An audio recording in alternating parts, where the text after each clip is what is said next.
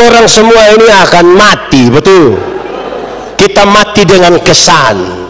Pendeta Yandi kalau mati, orang akan bilang, kasihan itu pendeta yang kepala botak itu sudah mati tuh. Kalau ada orang yang rapi sekali meninggal gitu, itu orang terlalu rapi, neces sekali.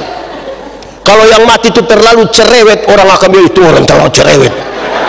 Kalau yang mati itu sangat disiplin, orang akan bilang, itu orang terlalu disiplin. Nah, kalau yang mati itu tukang babungkus.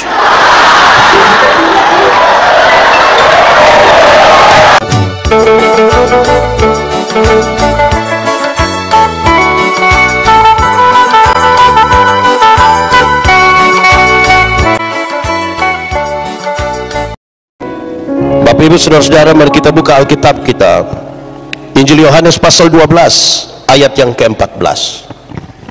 Injil Yohanes pasal 12 ayat yang ke-14. Karena hanya ada satu ayat, mari kita baca bersama-sama. Injil Yohanes pasal 12 ayat yang ke-24. Maaf, Injil Yohanes pasal 12 ayat yang ke-14. Mari kita membacanya bersama-sama. 1, 2, 3.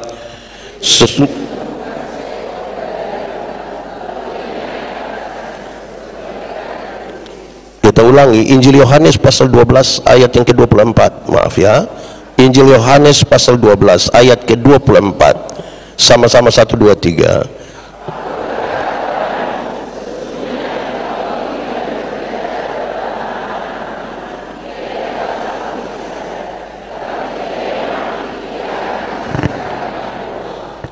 Demikianlah firman Tuhan. Berbahagialah setiap orang yang mendengar firman, memelihara dan melakukan dalam hidup setiap hari. Kita diajak hari ini untuk merenungkan sebuah peristiwa yang terjadi 18 Juli tahun 2004, 21 tahun lalu, pukul 18:10. Dan hari ini kita merenungkan bahwa itu menjadi bagian dalam perjalanan kekristenan, bukan saja di Efata, bukan saja di Palu, bukan saja di GKST, bukan saja di Indonesia, tapi perjalanan kekristenan di seluruh dunia. Banyak orang bertanya kepada saya, Pak Pendeta, mengapa harus mati? Dimulai dari sebuah pertanyaan yang menarik. Bagaimana saudara-saudara dapat mengatakan bahwa Yesus itu juru selamat? Kalimat ini kemudian menjadi jawaban yang serius. Kalau ada satu orang berani menyebut dirinya juru selamat, hanya 3 kemungkinan. Pertama, kalau ada orang berani menyebut dirinya juru selamat, pasti tipu. Tetapi mengapa orang menipu? Orang menipu untuk menguntungkan dirinya. Ketika dia makin terdesak, semakin terdesak, apalagi menuju kematian, dia pasti akan mengaku, saya tipu. Itu berarti Yesus tipu tidak mungkin, karena dia mati, bahkan sampai mati. Kedua, kalau ada satu orang menyebut dirinya juru selamat, pasti gila, pasti orang gila. Bagaimana engkau bisa mengatakan engkau juru selamat? Tapi pertanyaan ini serius. Apakah untuk satu orang yang gila, jutaan orang berani mati untuk dia?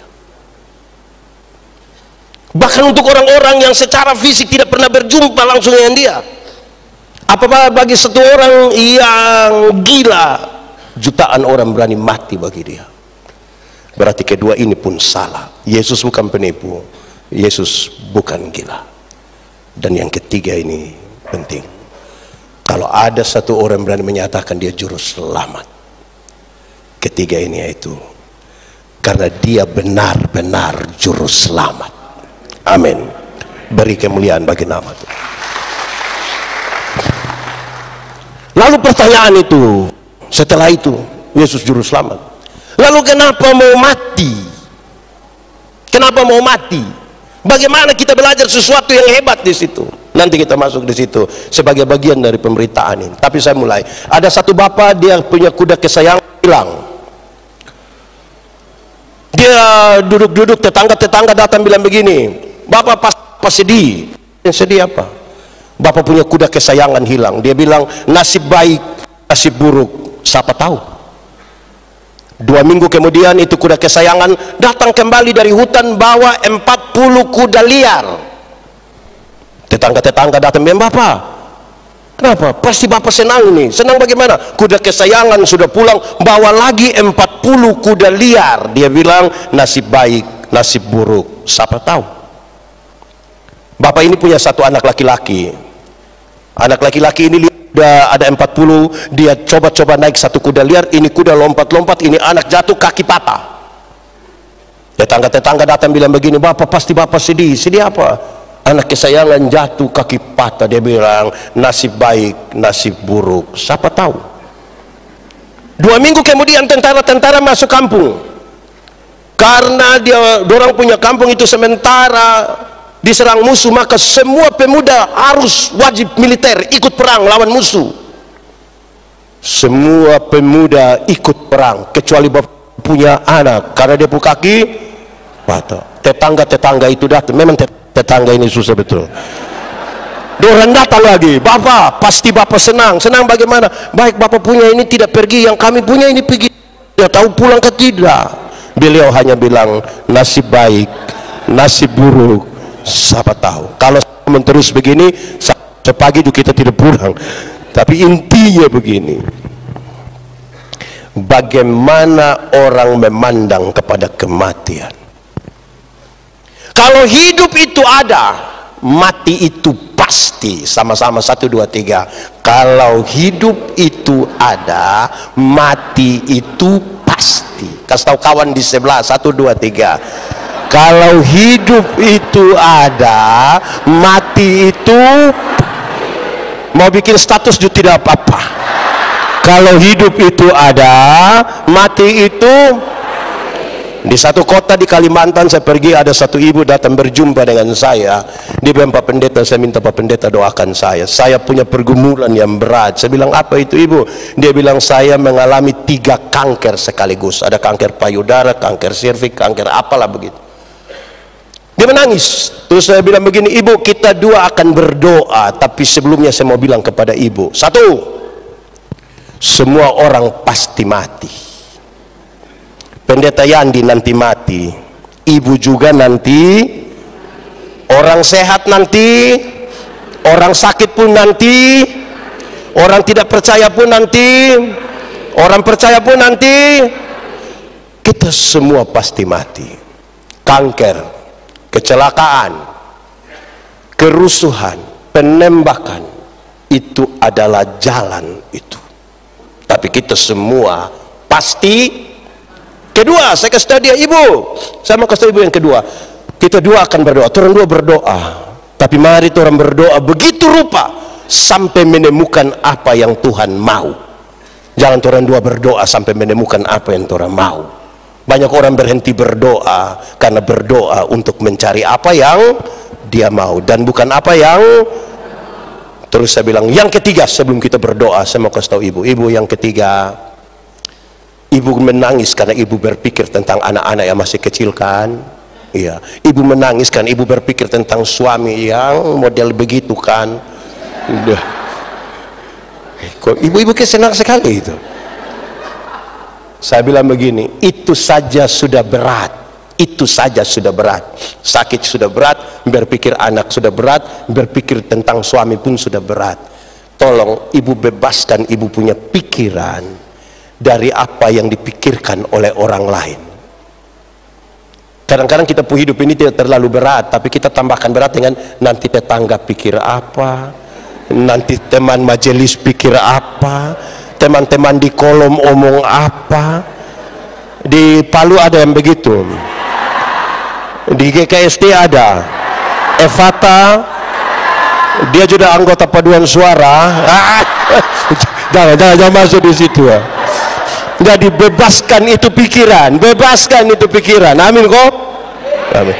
Fokus pada hal yang bermanfaat. Sama-sama 1, 2, 3. Fokus pada hal yang. Kasih tahu kawan di sebelah, 3, 2, 1. Sebelum kita masuk ke sini dan pertanyaan tadi kenapa harus mati, saya ingin sampaikan kepada saudara begini. Paulus, Rasul Paulus yang tadi disebutkan, dia bilang begini, penderitaan ringan yang saya alami, penderitaan ringan yang saya alami tidak bisa dibandingkan dengan kekekalan yang Tuhan siapkan bagi saya. Penderitaan ringan yang saya alami tidak bisa dibandingkan dengan kekekalan yang Tuhan siapkan. Terus saya coba periksa, Paulus menyebut penderitaannya ringan. Ada banyak, saya sebut 3. 1, Paulus pernah masuk penjara. Ringan. Supaya kalau ada yang bilang ringan, coba keluar dia lempar polisi, coba. Dia langsung tahu berat atau ringan itu.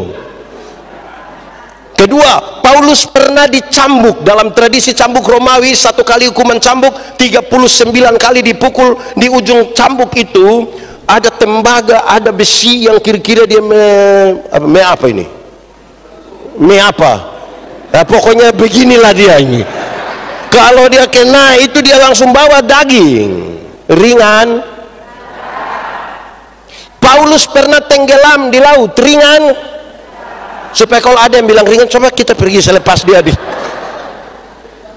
Tetapi kemudian kenapa Paulus katakan bahwa itu belum bisa dibandingkan? Karena dia memahami betul penderitaan Kristus bagi dirinya. Amin. Pernyataan itu ingin mengatakan tujuan Paulus sudah selesai, kepentingan dia sudah selesai. Dia hanya bisa mengatakan itu demi kemuliaan Tuhan. Amin. Jemaat, di sini tidak ada jemaat. Jemaat, saudara ada masalah? Tidak usah omong, tidak usah omong. Saya lihat ini muka masalah semua. Masalah ialah kesenjangan antara harapan dan kenyataan. Yang muda-muda harapan menikah umur 28, kenyataan 34. Harapan menikah dengan dia, kenyataan dia menikah dan kita pun teman paduan suara.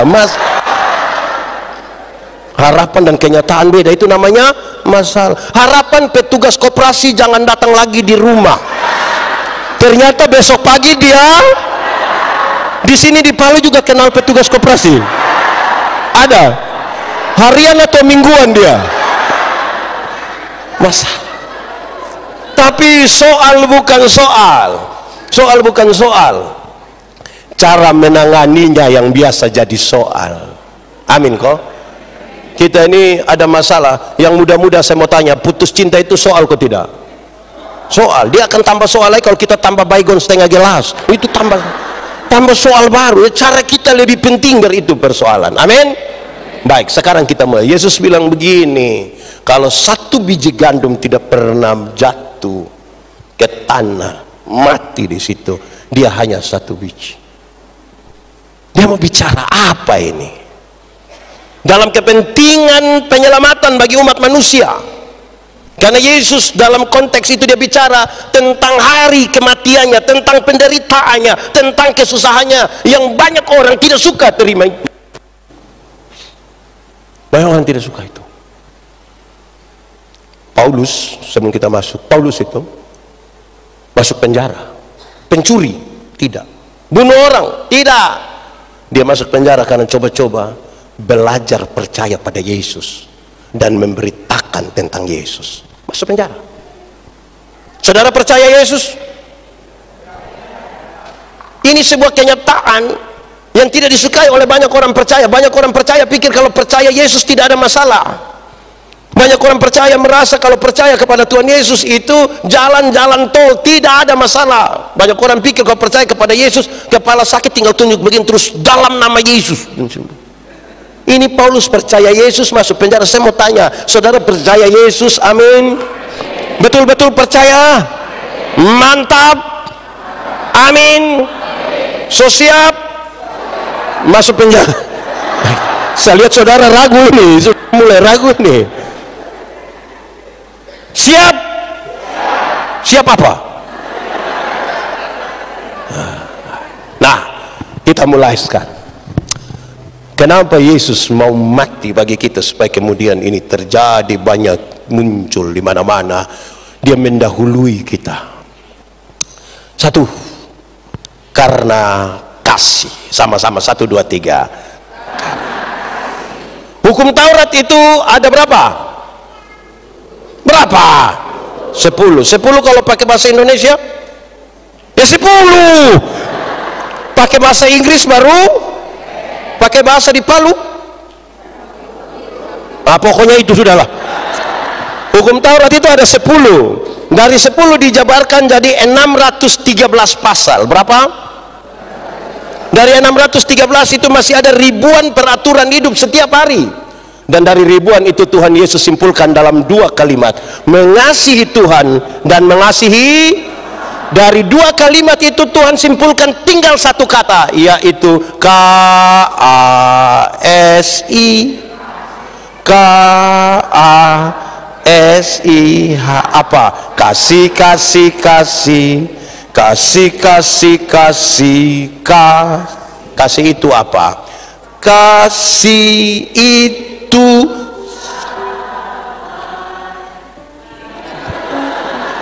tidak suka apa? Ini orang dong lagu rohani dong tidak tahu, tapi karena itu langsung tahu itu. Oke, baik. Itu lagu yang anak-anak sekolah minggu biasa menyanyi. Kasih itu dimulai dari apa? Paulus dapat informasi dari keluarga Chloe, jemaat di Korintus sudah mau pecah. Kenapa jemaat mau pecah? Jemaat mau pecah karena 2 hal. 1, karena mereka suka pilih-pilih pelayan. Karena suka apa? Pilih. Jemaat separuh bilang pelayan yang baik harus seperti Paulus, karena Paulus 1 kali berkhotbah 2.000-3.000 orang bertobat.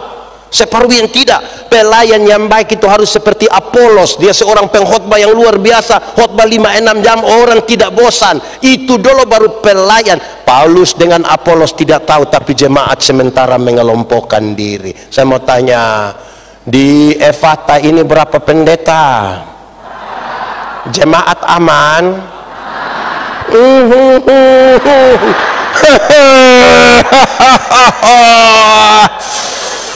Ini memang sedikit lagi dunia kiamat di Efata ini.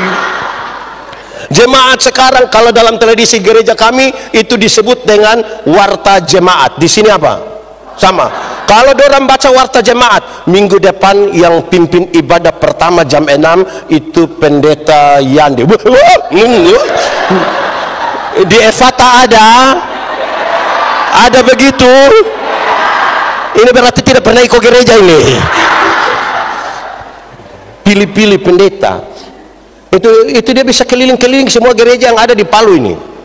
Ini minggu di sini, besok di GBI, minggu berikut di GSDA, berikut lagi. Nanti dia mati baru pendeta tanya, itu juga Efata. Pernah terjadi di sini begitu? Oh bagus. Kedua, jemaat sudah mau pecah karena mereka bertengkar. Semua orang percaya kan diberi karunia-karunia Roh Kudus. Orang tidak pakai untuk pembangunan jemaat. Paulus menjelaskan karunia itu ada 2 kelompok. Berapa kelompok? 1, karunia motivasi. Sama-sama. Karunia motivasi seperti berkhotbah, menyanyi, mengajar, mendampingi orang. Kedua, karunia manifestasi. Sama-sama. Karunia manifestasi seperti bicara dalam bahasa roh, menerjemahkan bahasa roh, menyembuhkan orang. 2 karunia ini sama derajatnya dipakai untuk pembangunan jemaat. Dorang tidak pakai membangun jemaat, dorang sibuk untuk membanding-bandingkan karunia. Ini yang Paulus bilang, kalau kamu seperti itu, kamu hanya seperti anak-anak. Kamu belum bisa dikasih makanan berat ini. Kalau begini belum bisa ini. Belum bisa ini. Lalu di pasal 12 pertama Korintus saya kasih tahu, aku akan memberitahukan kepadamu karunia yang paling utama. Dan pasal 13 dia sampaikan yang tadi, karunia yang paling utama adalah kasih. Kasih itu dia kasih tahu lagi. Dia bilang begini, sekalipun engkau tahu semua bahasa manusia, bahkan bahasa malaikat engkau tahu semua, tapi kalau kasih tidak ada, kamu hanya seperti gong. Sekalipun engkau pintar, engkau iman yang sempurna memindahkan gunung ke laut, kalau kasih tidak ada, engkau tidak ada guna. Sekalipun engkau memberikan semua yang ada pada hidupmu, bahkan tubuhmu engkau beri untuk dibakar, sekalipun kalau kasih tidak ada, engkau tidak ada faedahnya. Lalu dia jelaskan kasih itu apa. Dia sebutkan 15, tapi hari ini saya tidak mau sebut 15, satu saja. Kasih itu sabar.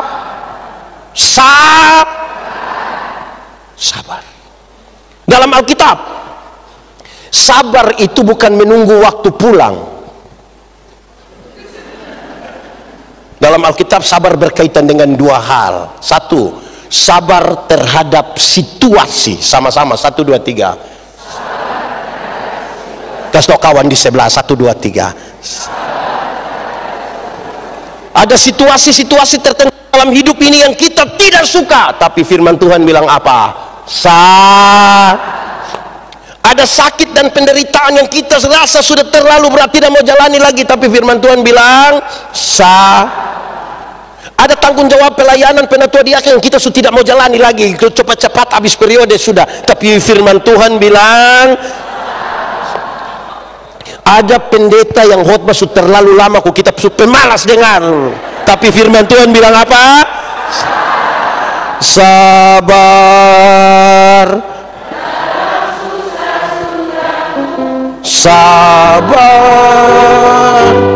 Tuhan ada sertamu. Sabar,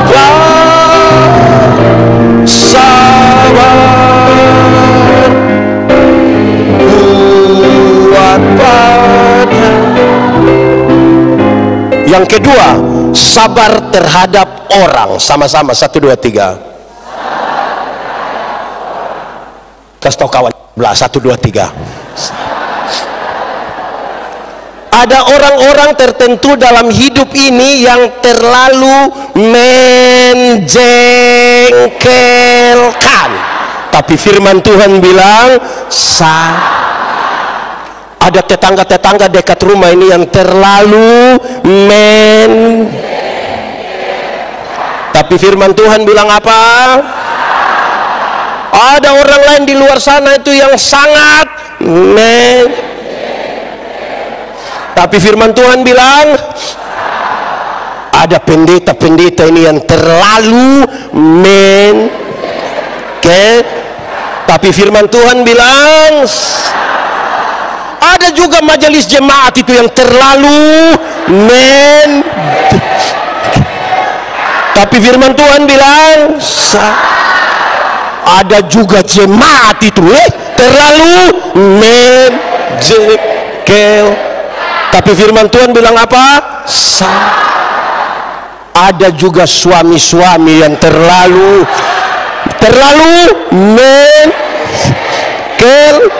tapi firman Tuhan bilang ada juga istri-istri itu.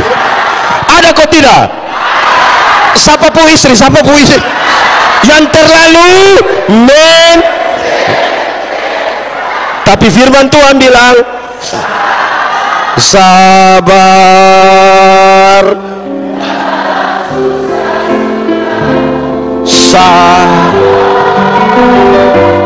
Tuhan ada sertamu. Sabar,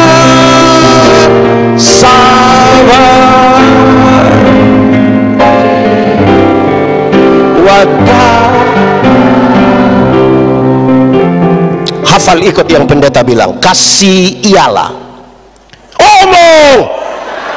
kasih ialah kebaikan, tidak terpatahkan oleh apapun, tidak akan berubah menjadi kebencian.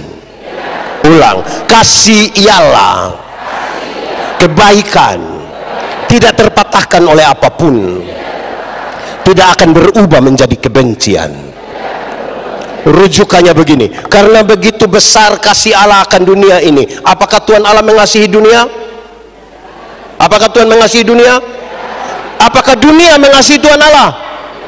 Lalu apakah karena dunia tidak mengasihi Tuhan Allah, Tuhan Allah berhenti mengasihi dunia? Apakah kemudian Tuhan membenci dunia? Saudara lihat sekarang, kasih tidak terpatahkan. Sama-sama, 1, 2, 3. Pesto kawan di sebelah, 1, 2, 3. Supaya tidak boleh ada orang yang bilang begini, Pak Felix, saya terlalu hormat Pak Felix, tapi waktu saya tahu Pak Felix punya sifat asli macam begini, maaf, itu bukan kasih.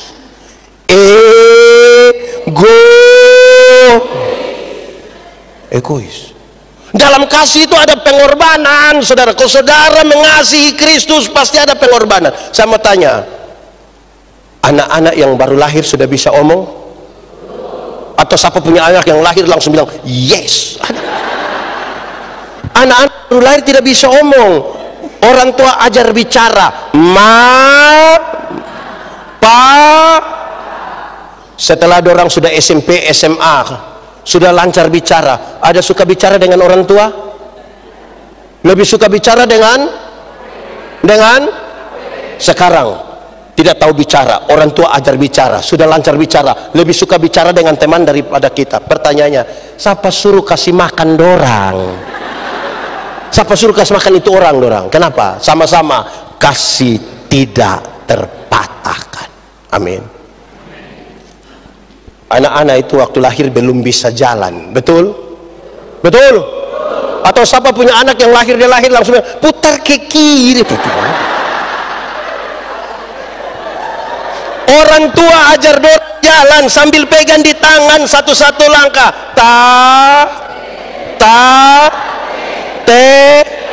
itu jalan belakang itu. Sudah jadi pemuda, sudah bisa jalan sendiri, ada suka jalan dengan orang tua? Ada suka jalan dengan orang tua? Orang lebih suka jalan dengan tidak tahu jalan. Orang tua so ajar jalan, sudah bisa jalan, lebih suka jalan dengan teman. Pertanyaan terakhir, siapa suruh kasih makan itu manusia itu? Sama-sama 1, 2, 3, kasih tidak terpatahkan. Amin. Dalam mengasihi Tuhan itulah ada banyak tekanan. Kekristenan mengalami tekanan hari ini. Sejak awal gereja berdiri, tekanan terhadap kekristenan sudah terjadi secara masif, menyeluruh dan sistematis, terstruktur. Tapi kekristenan menemukan sebuah kalimat yang hebat, makin dibakar makin merambat. Amin. Hanya dengan kasih. Jemaat, ini kemudian menjadi menarik. Mereka yang mati semua, Yesus yang mati bagi kita seperti biji gandum itu. Apakah dia mati konyol? Tidak. Dia dimuliakan. Sama-sama 1, 2, 3. Dia. Mereka yang mati di dalam nama Yesus dimuliakan, bukan mati konyol. Hari ini kalau saudara bertanya kepada Tuhan Yesus, Tuhan Yesus, seperti apakah engkau mengasihi aku? Tuhan Yesus tidak jawab. Saya ulangi, hari ini kalau saudara tanya, Tuhan Yesus, seperti apakah engkau mengasihi aku? Tuhan Yesus tidak jawab. Tapi dia merentangkan tangannya di kayu salib dan mati bagi saya dan saudara. Amin. Kemuliaan itu yang Tuhan berikan bagi kita, kemuliaan salib. Amin. Sama-sama 1, 2, 3, kemuliaan salib. Apa banyak orang suka bertengkar? Kenapa gereja-gereja ini bertengkar di media sosial? Satu pendeta hujat pendeta yang lain. Kenapa? Karena kita lagi bertengkar hal-hal di luar kemuliaan salib. Kita lagi berusaha membesarkan organisasi, membesarkan pendeta tertentu. Kita lupa pada kemuliaan salib. Kalau dalam gereja orang hanya datang untuk mengaku dosa, orang hanya datang untuk menyembah. Ada bakalai di gereja, ada pertengkaran di gereja, ada tukang tersinggung di gereja. Di sini ada tukang tersinggung, yang sedikit-sedikit tersinggung, sedikit-sedikit tersinggung, sedikit-sedikit tersinggung, tersinggung kok sedikit-sedikit. Sedikit-sedikit tersinggung mau keluar dari GKST, mau bikin gereja sendiri di sebelah situ. Kita kehilangan kasih. Amin kok. Amin. Saudara Bayangkan kalau kasih tidak ada. Bayangkan kalau kasih tidak ada. Wih, siapa mau berkorban? Kita rapat majelis jemaat saja, ada yang dia mau bicara, semua orang harus dengar. Orang bicara dia tidak mendengar. Fata ada, Fata ada. Betul-betul ada. Dia ada sekarang. Tunjuk dia, tidak. Ada yang usul semua program dia usul. Tapi jangan coba-coba minta sumbangan, jangan coba. Ada begitu di sini. Ada betul. Ada ikut ibadah sekarang. Dia yang pakai warna apa itu? Coba dia, aduh, bahaya itu. Ada yang usul program. Pokoknya untuk usul itu dia paling nomor satu itu. Omong paling banyak. Pas acara dia tidak ada. Ada juga di sini. Ada juga. Fam apa itu? Dia, ada yang waktu ibadah dia tidak ada. Pas makan ada. Dia ada di sini juga. Ini kacau begini. Jemaat. Orang semua ini akan mati, betul. Kita mati dengan kesan. Pendeta Yandi kalau mati, orang akan bilang, kasihan itu pendeta yang kepala botak itu sudah mati tuh. Kalau ada orang yang rapi sekali meninggal gitu, itu orang terlalu rapi, neces sekali. Kalau yang mati itu terlalu cerewet, orang akan bilang itu orang terlalu cerewet. Kalau yang mati itu sangat disiplin, orang akan bilang, itu orang terlalu disiplin. Nah, kalau yang mati itu tukang babungkus.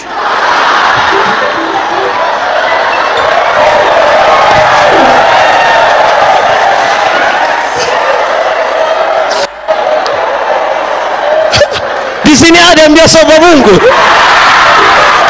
Tunjuk saya tidak. Pasti yang mati terus pendeta tanya, siapa yang mati? Itu pendeta. Yang mana? Itu pendeta itu. Yang mana? Kalau kita ngomong pasti pendeta tahu. Yang mana? Kan biasa babungkus ya. Jadi memang kasih ini penting toh. Amin kok. Jemaat. Saudara lihat, kalau tanpa kasih kita hanya show. Ada orang ini tahu menyanyi. Tepuk tangan bagi yang penyanyi dong ini. Tepuk tangan yang tadi menyanyi di sini. Bagus itu. Teruslah menyanyi. Tadi saya dengar orang dari Sangir ada menyanyi, toh, mantap. Bersyukurlah atas segala berkat yang telah dilimpahkannya bagi kita, yang tak putus-putus yang kita terima. Ya Allahku, ya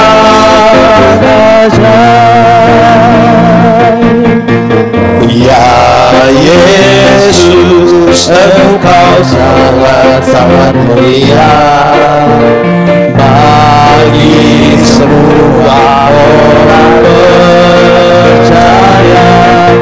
Naikkanlah doa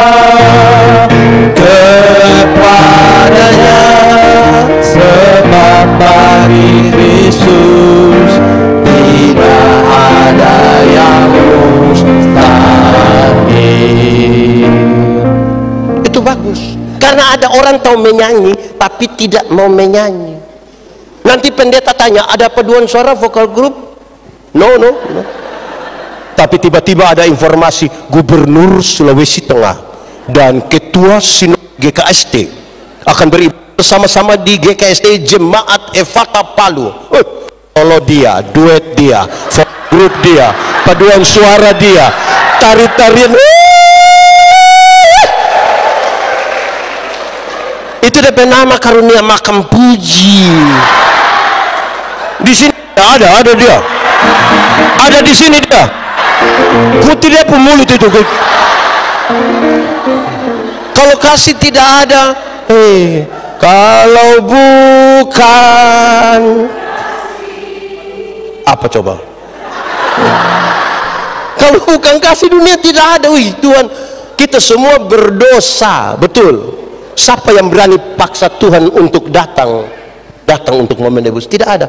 Kalau dia sampai datang menebus kita, itu semua karena kasih karunia. Amin kok. Bukan karena kebaikanku, bukan karena hasil lidahku, bukan karena kecakapanku, kau di langsung di ref supaya kita tidak semua karena anugerahnya diberikannya pada kita, semua anugerahnya bagi kita bila engkau dipakai. Kita tidak usah khotbah, kita menyanyi saja. Jadi kalau Tuhan Yesus harus mati bagi kita sebagai yang sulung, itu karena dia sangat mengasihi saudara dan saya. Amin. Kedua, kenapa harus mati? Kemuliaan apa itu yang mau diberikan di situ? Kemuliaan ketaatan. Sama-sama 1, 2, 3. Kemuliaan ketaatan. Kasih tau kawan di sebelah, 1, 2, 3. Tuhan Yesus itu taat, bahkan taat sampai mati. Dia taat sampai mati untuk apa?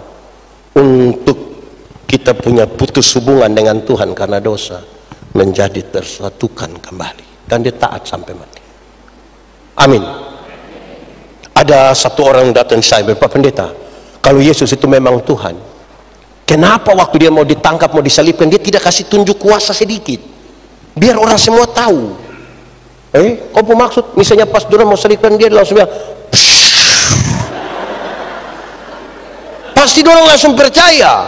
Terus dia bilang, coba kalau saya yang Tuhan, makanya engkau tidak mungkin jadi Tuhan, yang macam engkau tidak mungkin, karena Tuhan itu taat.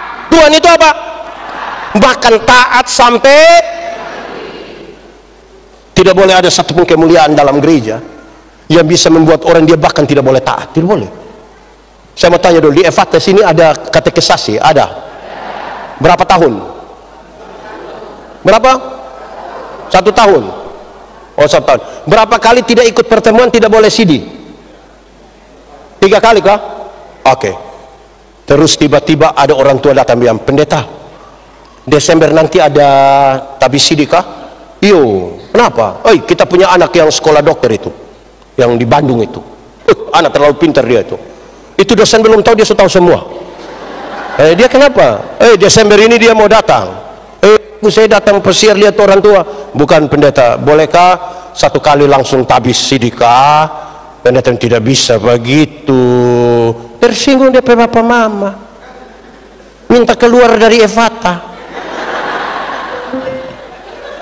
Orang lain punya anak boleh ikut setengah mati, itu anak dia kenapa? Dia kenapa? Sampai dia tidak ikut itu tidak apa-apa. Taat. Keputusan gereja itu saudara masih percaya bahwa ada keterlibatan Roh Kudus di dalamnya atau tidak? Kan kita berdoa dulu baru kita mulai sidang ini, yang ambil keputusan itu, betul atau tidak? Ada banyak pengorbanan di situ, lantas kenapa kita tidak taat? Bahkan babi yang tidak tahu apa-apa saja ikut mati tagal kita mau persidangan. Betul kok tidak? Di sini biasa bunuh babi juga tidak? Itu. Lalu gampang-gampang saja kita tidak bisa begitu. Taat. Amin kok. Kalau tidak, kalau bayangkan kalau Tuhan Yesus tidak taat. Stefanus ketika berhadapan dengan kematian, dilempar dengan batu sampai mati. Menuju kematian itu dia berani sekali berkata, saya pakai pembahasan, dia bilang begini, tolong lempar saya cepat, karena Tuhanku menunggu aku. Tolong lempar saya ke mati cepat, Tuhan menunggu. Saya bayangkan itu hal yang luar biasa. Kalau bukan karena kasih dan bukan karena ketaatan, tidak bisa. Tidak bisa. Hanya karena itu hal. Yesus bisa melawan mereka, kok tidak? Bisa kok tidak? Tapi dia tidak mau melawan. Karena dia tahu bahwa berikutnya akan ada orang lain. Kamu saling mengasihi. Kenapa? Dia duluan. Hendaklah kamu, hendaklah. Kenapa? Karena dia duluan. Amin. Satu hari ada drama Paskah. Ada drama Paskah ini. Yang peran Tuhan Yesus itu kasih tahu yang prajurit orang. Kamu pukul pelan-pelan. Karena ini hanya drama. Tolong pukul itu pelan. Oke, dong sepakat. Sekarang drama dimulai, penonton banyak, terbawa emosi. Maka mereka taruh Tuhan Yesus. Tuhan Yesus mulai rasa berat ini. Tambah lagi, lebih keras. 3-5 kali begitu. Yang peran Tuhan Yesus, dia buang salib, baru dia bilang, kamu kira Tuhan Yesus tidak bisa berkelahi? Ketaatan. Sama-sama 1, 2, 3. Ketaatan. Kasih tau kawan di sebelah. 1, 2, 3. Kalau kita ada orang tidak taat dalam gereja, terus repot. Ini paduan suara satu minggu latihan 2 kali. Itu satu dia hanya datang 1 kali. Pas mau tampil baru dia telepon ulang-ulang, yang kumpul jam berapa? Kumpul jam itu macam mau bunuh dia kan gitu. Ada saja itu. Taat. Sama-sama 1, 2, 3. Saudara tahu motor? Tahu motor? Pernah naik motor? Siapa pun motor?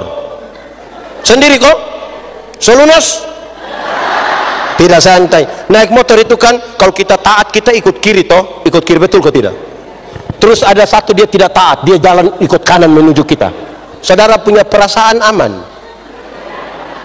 Aman kok tidak? Kan macam mau ramas dia itu kan, begitu. Taat. Amin kok? Taat. Tuhan Yesus waktu Getsemani dia bilang, Tuhan, kalau berkenan ambillah cawan ini, tapi jangan kehendakku. Saya hanya mau taat pada kehendakmu. Amin kok?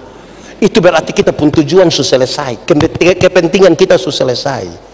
Kepentingan Tuhan yang mau seperti apa tuh yang jadi. Amin kok? Aku ini hamba Tuhan, jadilah kepadaku menurut kehendakku. Aku ini hamba Tuhan semua. Itu bahaya. Taat. Amin kok? Ketiga, persoalan tentang ini, kematian ini, persoalan apa? Iman. Sama-sama 1, 2, 3.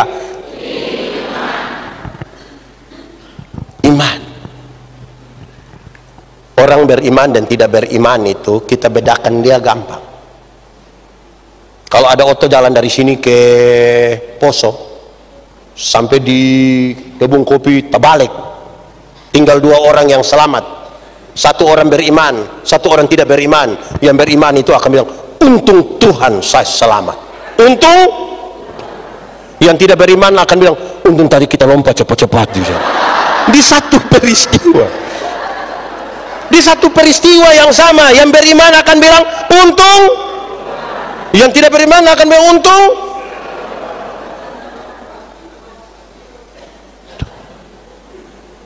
Di GKST Evata ini lebih banyak untung Tuhan atau untung saya? Untung? Ya. Tuhan Yesus bilang begini, barang siapa mau mengikut aku, mesti menyangkal diri, memikul salib, dan mengikut. Menyangkal diri itu artinya bukan saya, tapi Tuhan. Sama-sama 1, 2, 3. Bukan, tapi pakai gerakan 1, 2, 3. Bukan, tapi supaya kalau orang tanya, gedung GKSD Evata itu siapa yang bangun? Kita bilang bukan saya, tapi kita yang kumpul doi. Ketua panitia yang jalan setengah mati dapat marah lagi. Tapi waktu ditanya siapa yang bangun? Bukan saya, tapi bayangkan kalau kita tanya siapa yang bangun GKSD Evata? Bukan saya, coba kamu cek saja. Ini semua masuk ini. Ini semua masuk ini. Sama-sama 1, 2, 3. Kasih tahu kawan di sebelah biar dia mengerti. Sama-sama. Bukan.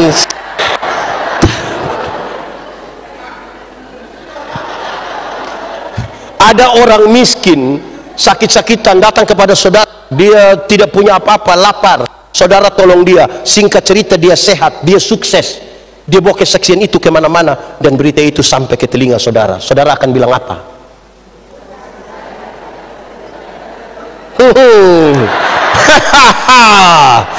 Separuh akan bilang, Pak Pendeta, waktu itu datang semua mati Pak Pendeta. Untung sama-sama 1, 2, 3. Bukan.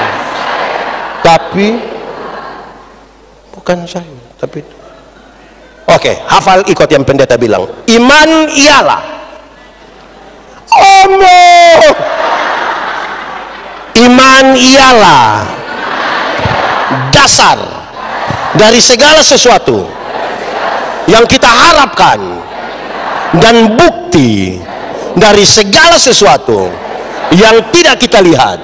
Ulang, iman ialah dasar dari segala sesuatu yang kita harapkan dan bukti dari segala sesuatu yang tidak kita lihat.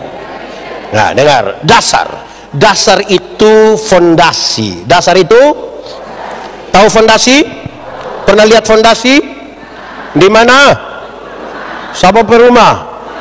Bagus. Fondasi, teori tentang fondasi itu gampang saja. Fondasi kuat, bangunan kuat. Fondasi miring, bangunan. Fondasi dari apa? Harapan. Harapan itu apa? Idealisme masa depan, cita-cita, visi. Saudara mau jadi gubernur Sulawesi Tengah tahun 2080, silakan. Itu visi, cita-cita. Saudara mau jadi orang terkaya se-Indonesia, silahkan, itu cita-cita. Yang ibu-ibu, yang nona-nona mau jadi wanita tercantik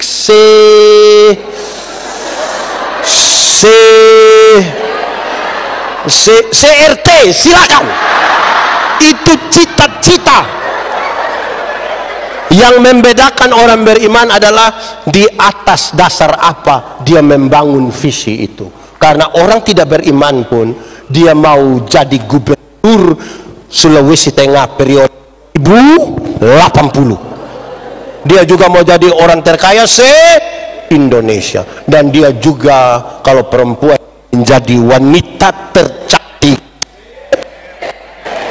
Bagus itu kalau orang lain juga begitu. Ini hanya soal iman. Amin kok. Iman. Dasar dari dan bukti yang dilihat atau tidak dilihat. Dilihat atau tidak lihat? Bagaimana menjelaskannya? Arsitek, tahu arsitek? Di sini ada arsitek. Dia pun nama siapa itu? Kita mau minta tolong. Arsitek itu waktu dia mau gambar satu gedung, mau bangun satu gedung, dia taruh dulu di dia punya kepala menghadap kemana, berapa lantai, ruangan ada berapa, tangga di mana, pintu di mana, jendela di mana. Ada apa lihat? Kelihatan atau tidak? Dari yang tidak kelihatan, dia mulai gambar di satu kertas.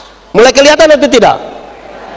Dari kertas itu kemudian orang mulai bangun satu gedung bagus. Setelah gedung bagus itu sudah jadi, kan banyak orang datang foto-foto di itu muka gedung itu toh. Ada yang begini. Saya mau tanya, yang foto-foto di muka gedung itu orang tahu titik terkuat dari itu gedung? Tahu kok tidak? Siapa yang paling tahu? Arsitek dan orang yang mengerjakannya. Amin.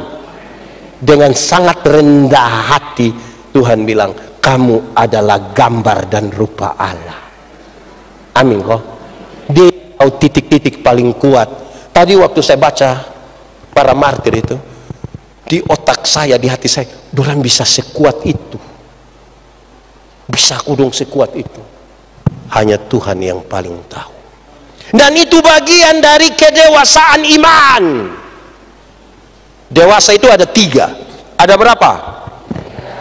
Dewasa itu ada 3. 1, dewasa biologis. Sama-sama.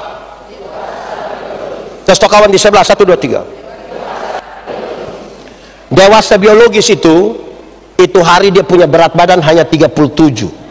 Sekarang 73. Itu dewasa biologis. Itu hari dia pakai celana nomor 27 tidak ada masalah karena perut rata. Sekarang perut rupa ada 3 begitu, 1 di sini, 1 di sini. Itu dewasa biologis. Siapapun bisa. Dia halus-halus, tipis-tipis. Sekarang dia sudah tebal-tebal, berlapis-lapis. Makan tidur, makan tidur, makan tidur, cocok ke gode. Kedua, dewasa psikologi. Sama-sama. Kasih kawan di sebelah. 1, 2, 3. Dewasa psikologi itu tidak tergantung umur dan berat badan. Umur 40 tahun mertukan tersinggung, sedikit-sedikit tersinggung, sedikit-sedikit tersinggung, sedikit-sedikit tersinggung. Orang baru lihat dia, apa? Itu hanya badan saya yang besar, sesungguhnya dia masih.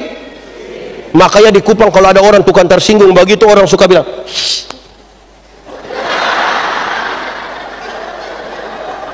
badan besar tapi pikiran macam anak-anak. Ketiga, dewasa iman. Sama-sama. 1, 2, 3. Kasih kawan di sebelah. 1, 2, 3. Dewasa iman begini. Ada mimbar berat 10 kilo. Ada anak umur 3 tahun. Anak umur 3 tahun bisa pikul mimbar yang 10 kilo.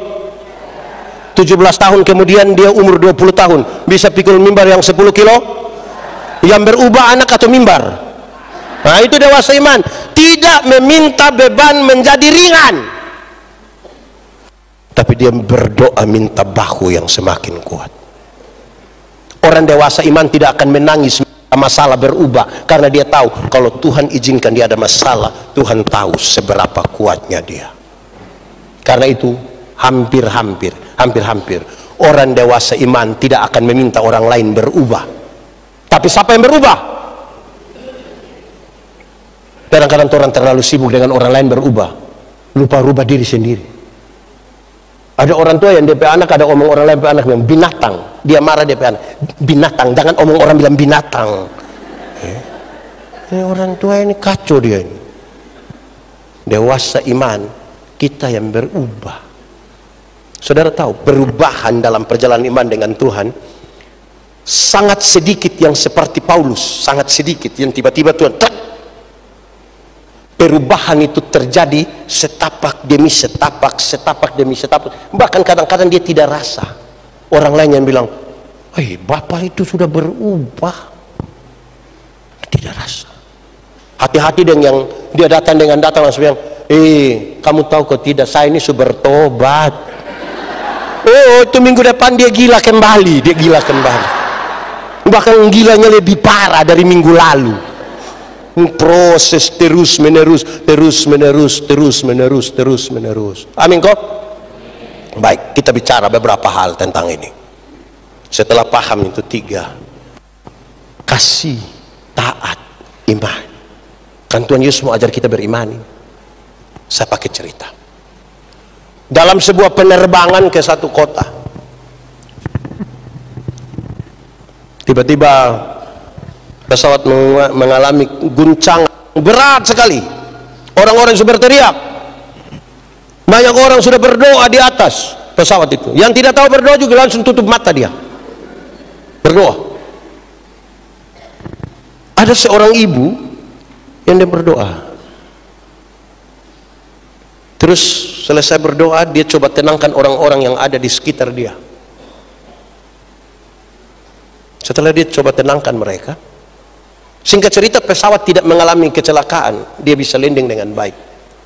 Beberapa orang menaruh perhatian pada ibu yang tenang tadi.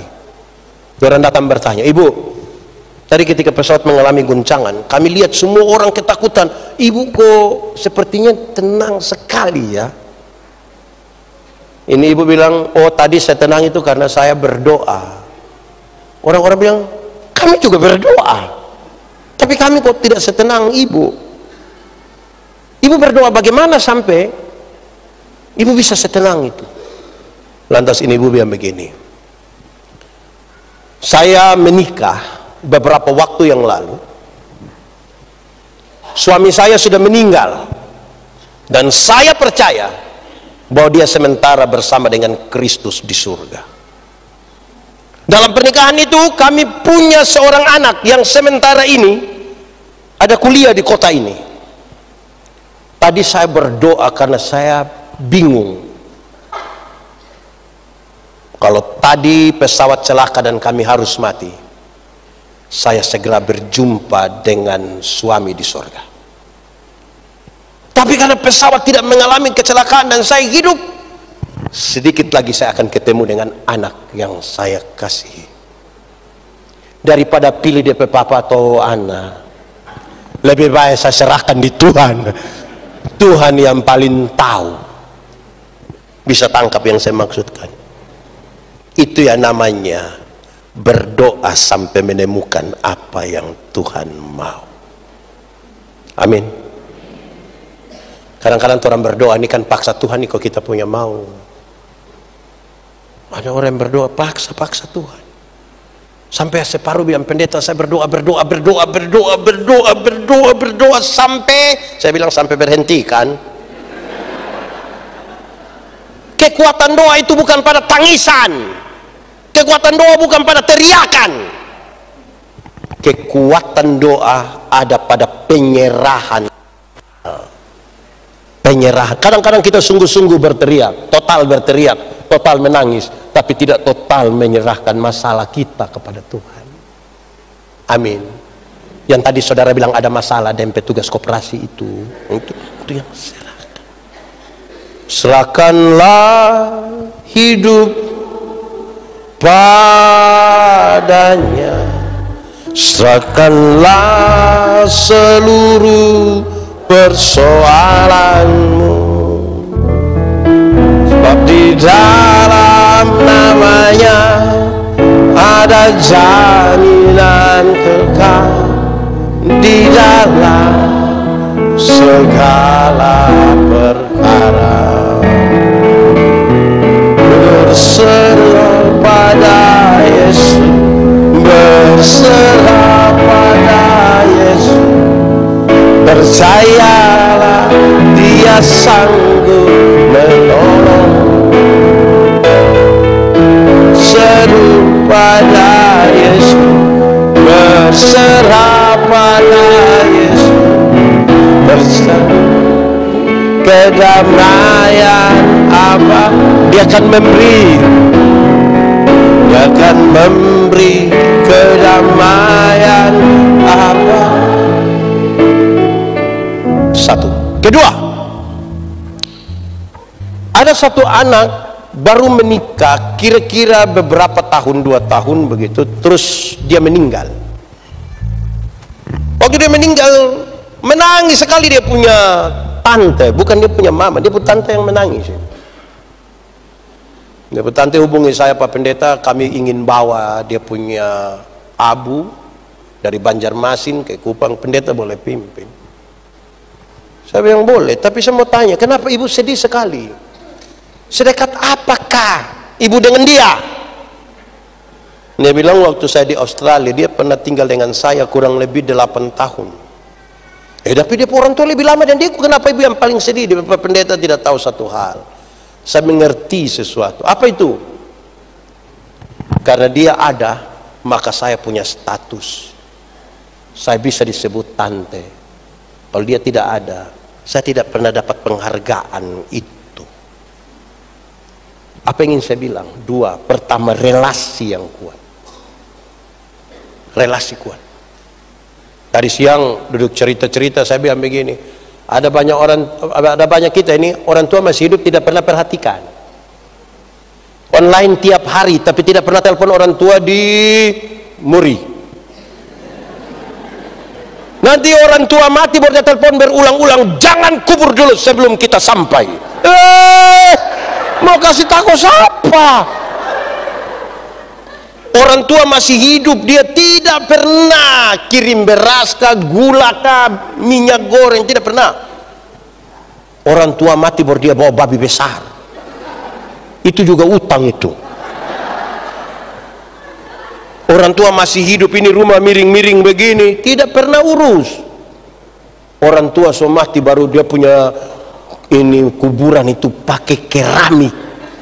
Gambar Tuhan Yesus baru tulis Immanuel.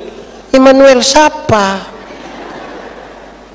Orang tua masih hidup itu beli kasih dia jas, kasih pakai sepatu macam jas kuning begini. Yang panitia ada beli ke saya nih. Pesan berulang-ulang, pendeta ukuran berapa? Mudah-mudahan dong tambah 2.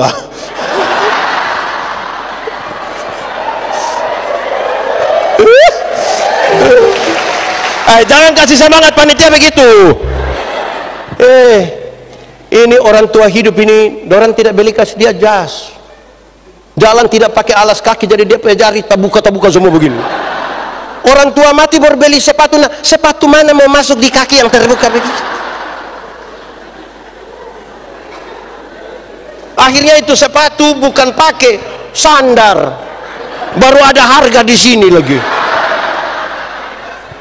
Sepatu begini dia belum beli, sepatu begini baru dia mau naik begini, kayak apa? Aneh-aneh gitu. Nah, yang biasa urus orang tua itu dia menangis kurang. Yang tidak urus itu yang dia merasa paling sedih di dunia. Apalagi kalau pejabat dari daerah datang, oh itu dia pukul sedihan tiada tara. Stop.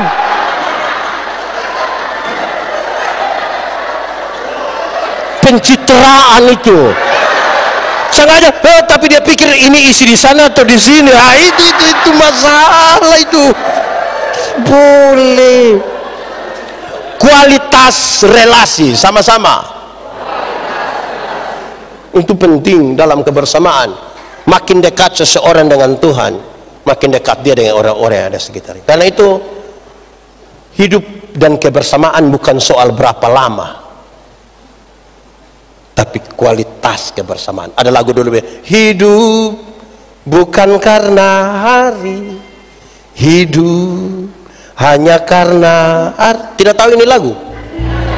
Nah, tidak usah menyanyi kalau begitu.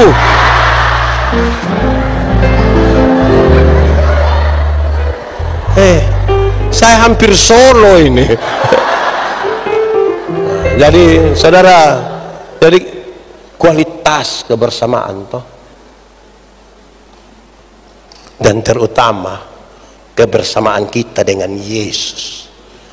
Segala perkara dapat kutanggung di dalam Dia yang memberikan kekuatan. Segala perkara dapat kutanggung di dalam Dia yang memberi kekuatan. Tuhan Yesus penolong dan sahabat, tetap percaya Tuhan. Sekali lagi lebih sungguh kita katakan, segala perkara dapat kutanggung di dalam Dia yang memberi kekuatan. Amin. Tuhan Yesus penolong dan sahabat,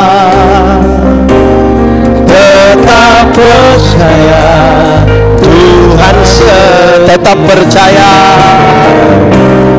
tetap percaya Tuhan setia. Jadi kalau ada sesuatu yang berat, yang tanggung itu Tuhan. Tapi dia mau ajar kita dalam kerjasama antara dia dengan kita. Saudara, sakit ini tidak bisa dibandingkan. Saudara jangan pikir kalau saudara lumpuh itu lebih berat dari kami yang asma. Asma justru setengah mati. Setengah mati atau tidak? Jangankan itu, pilek juga susah kita. Kita mau omong selamat hatsu, hari ini hatsu, susah itu. Tapi perkara-perkara yang kita alami, tidak dibandingkan yang kasih Tuhan, dan dia tanggung itu. Hari ini saudara, bukan yang tanggal 18 ini, maksudnya sekarang ini gampang sekali orang jual keyakinan. Apalagi kalau dia mulai omong bilang jalan beda-beda tapi sama-sama menuju ke, ini dia semua jual ini. Ini dia semua jual ini. Dia mulai pedagang ini kalau sebegini ini. Sekali Yesus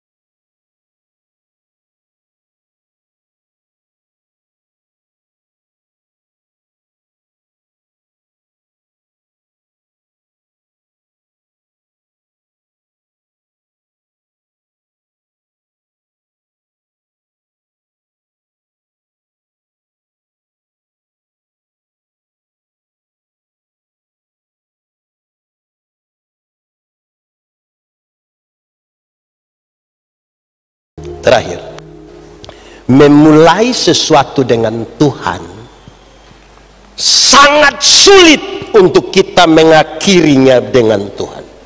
Saya ulangi kalimat ini. Memulai sesuatu dengan Tuhan sangat sulit kita mengakhirinya bersama Tuhan. Kita memulai sesuatu, kita berdoa, kita mau jalan dengan Tuhan. Kita mulai mengalami tanjakan yang menguntungkan, yang baik, yang buat kita semakin terkenal, semakin kaya. Banyak orang mulai meninggalkan Tuhan di situ. Kalau ternyata kita mulai dengan Tuhan dan jalannya makin menurun, kita makin ditinggalkan, makin rugi, banyak orang mulai kasih tinggal Tuhan di situ. Lalu apa yang sekarang mau dikatakan bagi kita? Saya mau minta tolong kakak, bantu saya. Kita mulai begini, di sini saja. Anggap saja ini tangan Tuhan dan ini tangan orang berdosa. Ini anggap saja ini tidak ini hanya drama ini, Anggap saja ini tangan Tuhan dan ini tangan orang berdosa. Sekarang saudara lihat, coba pegang saya di sini nih, pegang gini, kuat, lebih kuat, tambah kuat. Lebih lagi, ini paling kuat. Sekarang saya tanya, tolong jawab. Pegang sekuat ini bisa bertahan berapa lama? 1 detik bisa? Tidak. 1 detik Bisa. 1 menit bisa? Bisa. 1 jam? Tidak bisa. 1 hari? Tidak bisa. 1 minggu? Tidak bisa. 1 bulan? Saudara lihat, makin kuat dia pegang, makin cepat dia lepaskan. Apa yang harus dilakukan? Dia harus membiarkan Tuhan pegang dia. Waktu dimana sebagai manusia dia seperti terlepas, tidak kuat, tidak berdaya, tangan Tuhan tetap memegang.